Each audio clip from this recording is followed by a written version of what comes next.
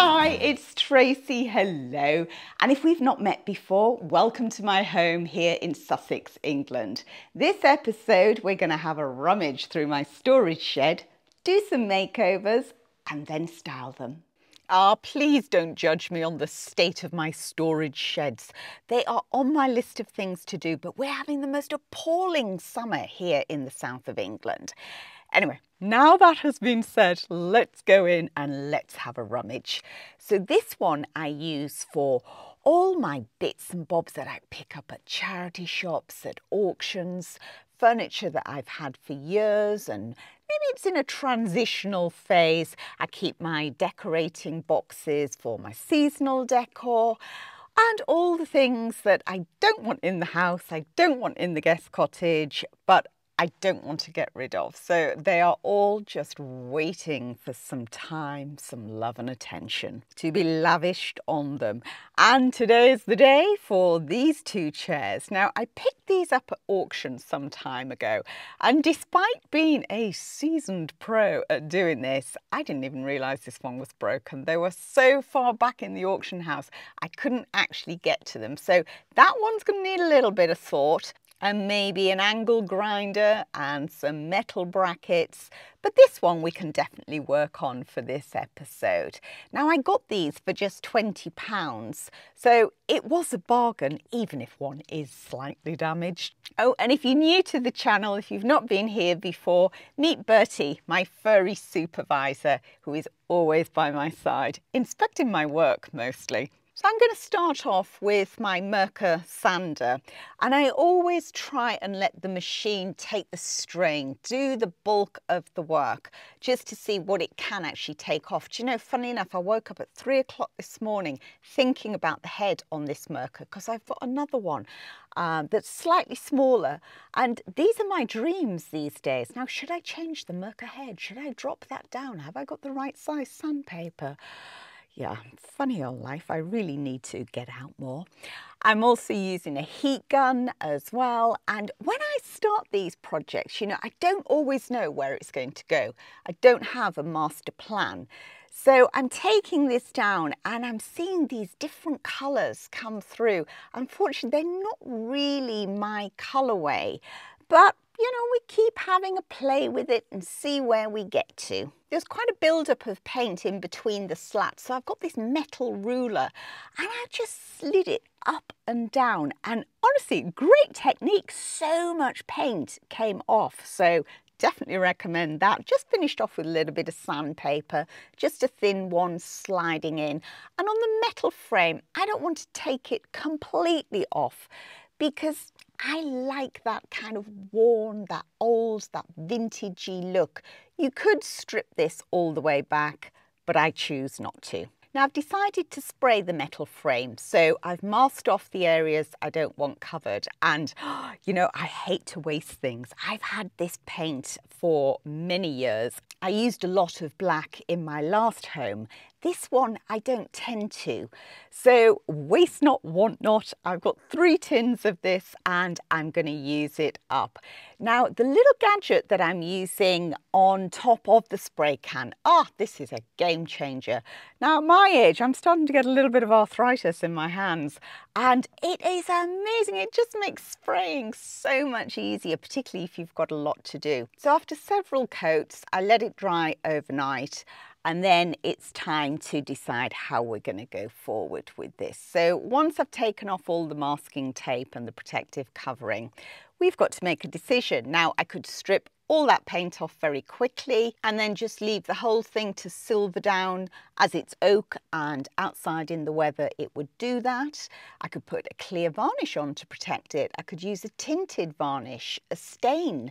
There are lots of different ways you could go. You could even use bleach. Now, on this table in the kitchen courtyard, I literally just used neat bleach, scrubbed it all in, give it a little rinse, and then just let the sunlight get to it, and it created this beautiful silver oak. But we're not going to do that. We're going to get some chalk paint out.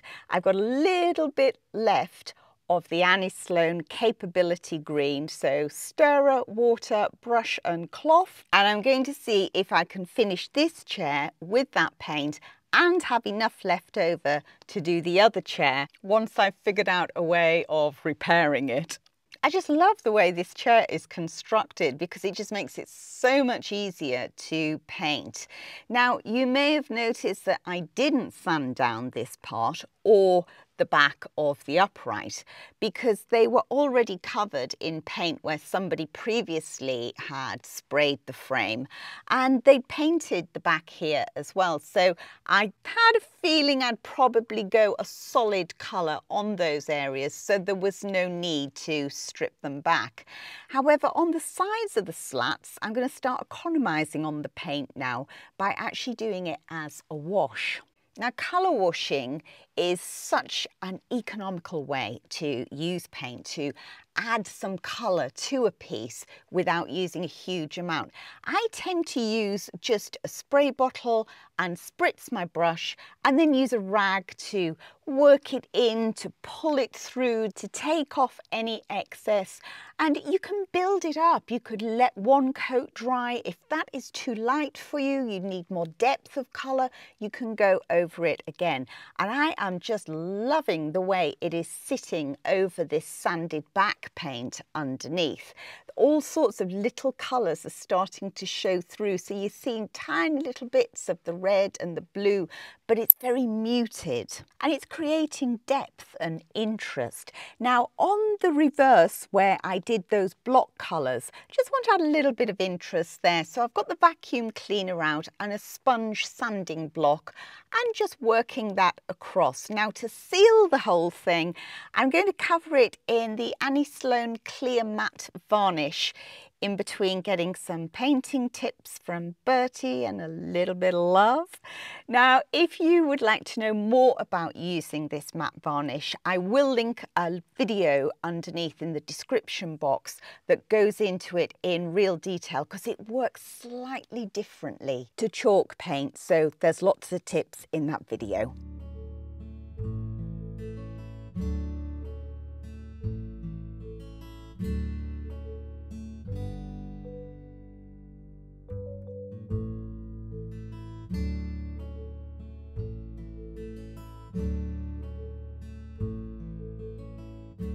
I've only ever bought 2 tins of Capability Green and it has gone a long way, let me show you. So out on the house veranda, I've done this bookcase. I've also done 2 candelabras and a wash on a coffee table. On the guest cottage, I did a tray and then I did a lantern, and also I did another tray and a rocking chair, an outdoor tub and a porch swing. Plus, I've still got enough paint to do that other chair. Let's go on to the next project. This wooden stool was found in one of my most favourite charity shops for just £20. Now, there is a bit of a backstory to it, which I shared when I did my shop and haul video. If you want to know the story, I will link it below. So the first task here is to deal with these legs. They're just going a bit mushy at the bottom. I'm going to take off about 5 centimetres off each, and it's nothing more complex than just using a handsaw, and those bits I don't like waste, so they'll be going in the log basket. Again, I'm going to let the Merker take the strain and just see how much I can get off with machine sanding. And actually, it's coming off an absolute treat. Now, I know some of you worry that I do machine sanding without a mask on, but I've got a huge extraction unit. You can see the pipe coming out the back there, and that goes into a big unit that sucks up all that dust. Little bit of hand sanding just finished off the legs, and now you could go whichever way you want to, whatever suits your decor. That is just a little bit too ready orange for me, so I am going to slather this baby up in white wax. I always start on the underneath of a piece because, well, I like a nice clean bottom and I like it all finished off properly, regardless of whether you're going to see the underneath or not. And let that dry overnight and then we're ready to style.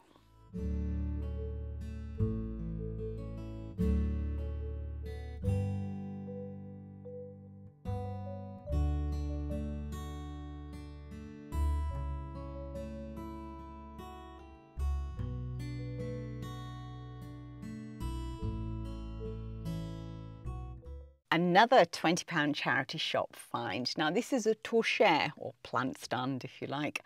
It was found in my local favourite charity shop and it is solid oak. Now for some people this might just need a clean and that colour would suit your decor and you'd really enjoy it as it is. It's got a little bit of water damage on the top, but that's no biggie, that's easy to sort out, and you can see it is very modern, so there's no real age to this. I'm only going to do 2 little bits of sanding to this. I'm just going to take that water damage off the top and give it a nice clean bottom. To dial down that honey colour, which doesn't really work for me, I'm going to give it a colour wash and use the Sloan Cocoa. So I'm just putting a little bit onto a big chalk paint brush and then just whooshing that around. Get the paint on there, get the brush a good spritz, start working that in, keep moving it around because I don't want to be seeing any brush marks. I don't want it solid either. I want to be able to see the grain coming through. This is where using a cloth is very useful, making sure it's nice and damp and you can just keep moving that paint around. So what we're trying to do is have that lovely wood showing through, but not so orange, not so honey. And we want to achieve all of that without having to sand the whole piece down, because that would be a lot of work. Now that's finished, we need to seal the piece. So I'm going to do that with wax and I'm going to use a white wax. At this stage, again, you could use any colour that suits your personal taste.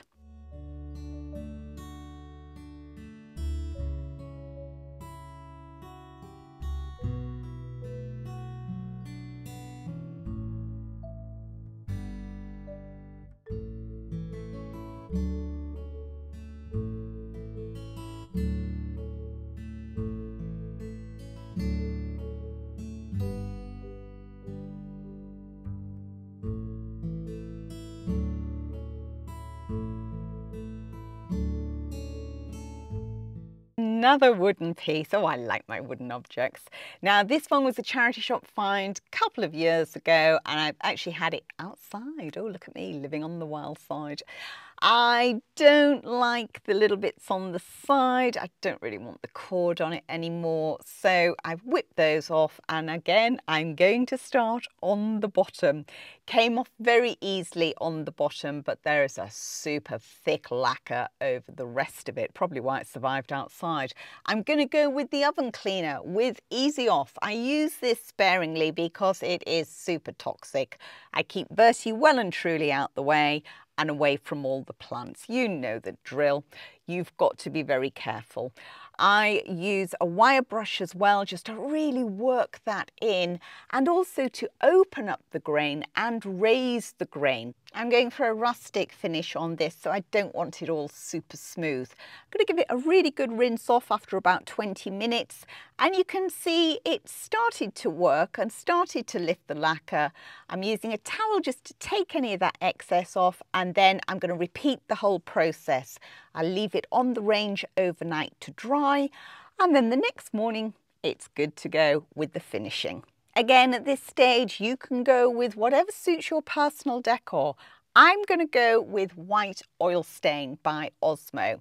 Now I've used this product for several years. In fact, I've had this tin for several years. It's quite expensive to buy, but a little goes a long way.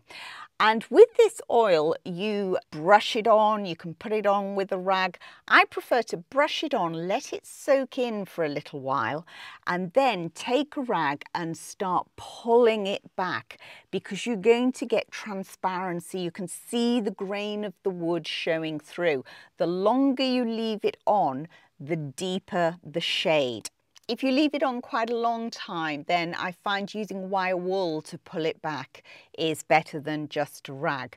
But you can play around with it. You know, it's a great product to be able to control the finish, control the colour that you want. And remember that it soaks in overnight because you will leave this 24 hours to really penetrate the wood and to dry.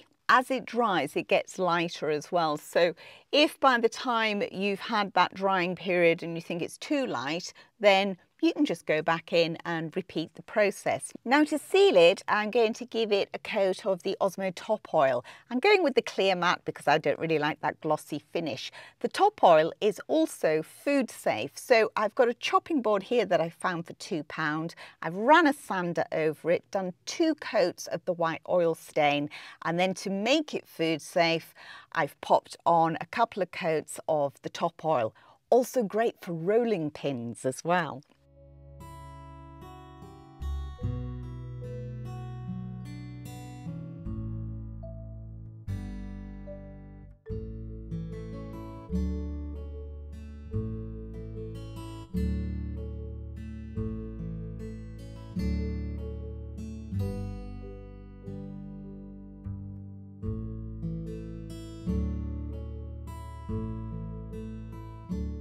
I do love collection day at the auctions, and especially when I've been bidding on job lots. So a job lot is when they put a group of items together and give it one number, and that's what you bid on. This old pine towel rail was in one of those lots, and the amount of people who've said to me, surely you are not going to do anything with that. That's going to take you forever. Well, we're going to do something with it. Yeah, it's had a little bit of a bad paint job. I think you would agree with me there. I'm not being too judgmental. So the first thing I'm going to do is start scraping as much as I possibly can off with one of these little decorator tools. All the products that I'm using, or as many of the products that I'm using that I can list below in the description box, I will do. So do check out that description box because it's got lots of information in there and lots of links to things. Well, after a few hours of doing a mix of scraping and sanding, even had the heat gun out as well, I got it to a point ready to finish. Now I'm going to use some clear wax, but I'm going to mix some paint in. Have you ever tinted wax? You can do so with paint. Now, I'm not very good at measuring things out, maybe when I'm cooking, but certainly not when I'm doing this. As a rule of thumb, I think you would say probably a tablespoonful of wax to a teaspoon of paint. That's roughly the ratio, but you know, you play around with these things and you do what suits you. And if you don't experiment, then you never know what you could create. To apply it, I tend to use a rag and I'll just work it into the wood. And then also I'll apply it with a brush. So just like you would with regular wax. And yes, I could have used a dark wax here, but for where I want it to go, it would have been a little bit too dark.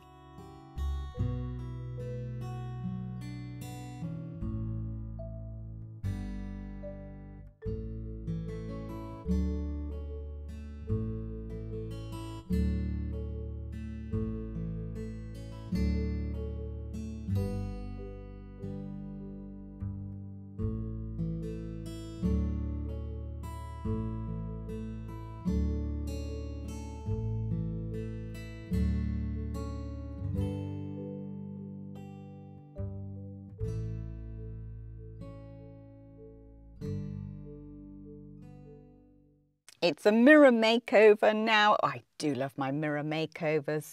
I've actually got over 100 mirrors. I know, I hang my head in shame.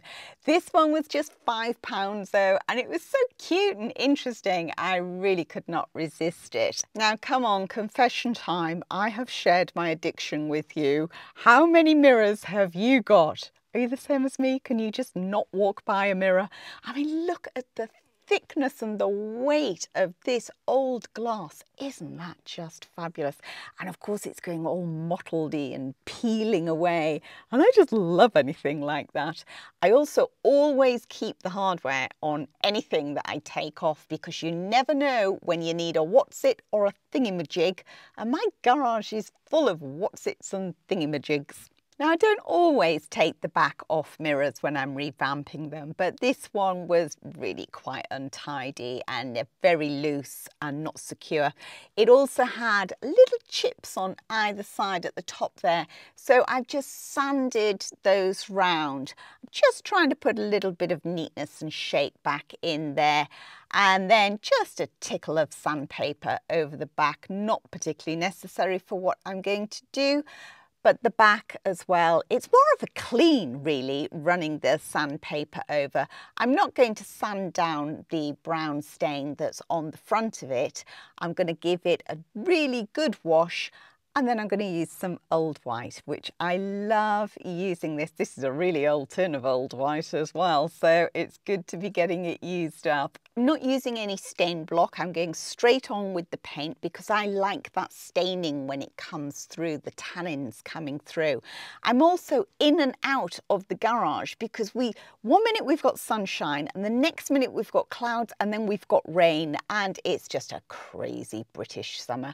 I'm using the heat gun because the temperature has now dropped, and that also helps encourage those tannins to come through the paint. You don't have to be precious about your application, your brushwork either when you're doing this technique, because the whole piece is going to get sanded. Again, I'm going to use a sponge sanding block and just start taking that down to the wood, which in turn smooths down all the brush marks. Now, let's get that mirrored glass back in.